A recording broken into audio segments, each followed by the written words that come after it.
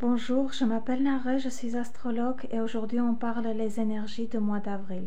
Alors on a eu au mois de mars assez chaud, on a eu les deux planètes Mercure et Vénus rétrogrades, l'éclipse lunaire, l'éclipse solaire en signe de Bélier, première entrée de Neptune encore en signe de Bélier.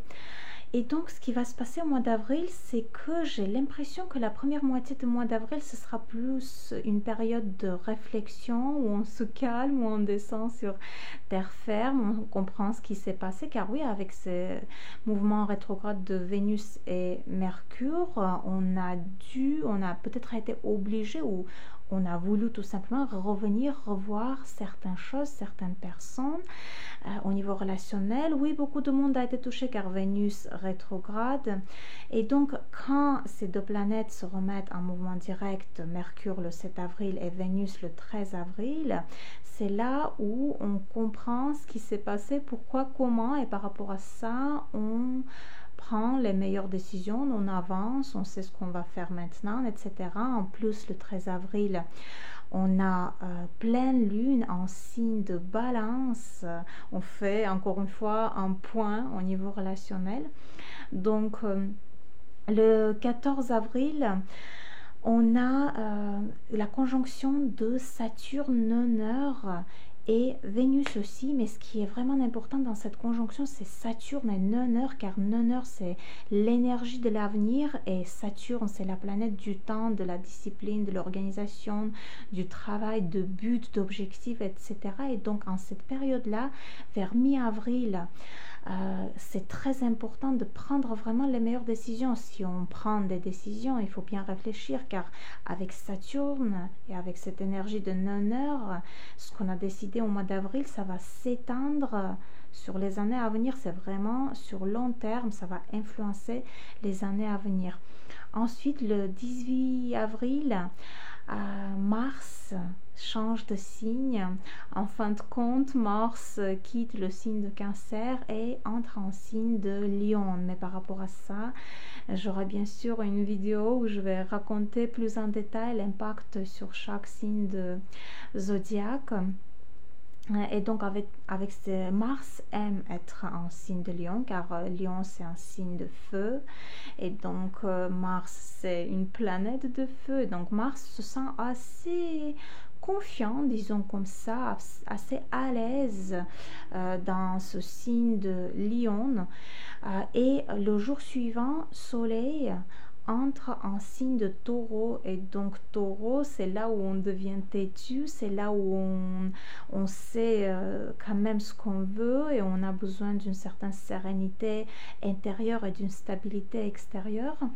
Ensuite, je voudrais quand même aussi noter une période importante au mois d'avril, c'est à partir de 20 avril jusqu'au 25 avril, on a dans le ciel un grand carré, autrement appelé aussi grand croix, formé entre les planètes suivantes. Alors, Soleil, Soleil, donc Lune noire, Mars et Pluton. Et si vous voulez, je note surtout le 21 avril qui me semble être le jour le plus, comment dire, tendu, stressant peut-être, etc.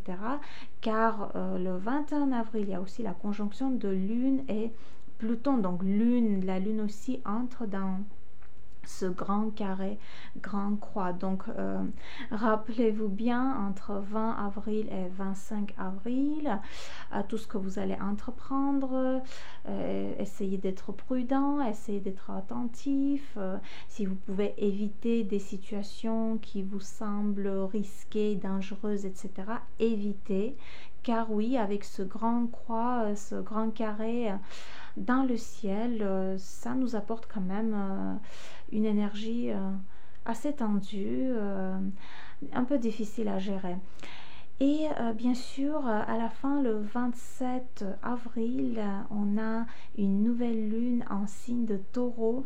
Et je me répète, Taureau, c'est le signe qui veut sa stabilité, et toutes les décisions qui sont prises, toutes les actions qui sont faites, tout ce qu'on dit, tout ce qu'on fait, tout ce qu'on décide, c'est là pour ça a comme but d'avoir, j'aime bien le dire, une sérénité intérieure et voilà, quelque chose de stable, quelque chose qui va durer, etc.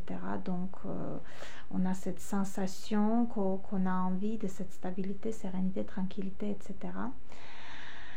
Voilà, voilà. Par rapport à certains phénomènes astrologiques que je viens de noter, je vais bien sûr avoir des vidéos à part où je vais plus en détail expliquer l'impact sur chaque signe de zodiaque. Donc, si vous êtes nouvelle sur ma chaîne, vous pouvez bien sûr vous abonner pour ne rien manquer, car je fais beaucoup de vidéos. J'explique aussi l'astrologie plus profondément pour tous ceux qui sont intéressés par rapport aux aspects, position planétaire en thème natal, etc.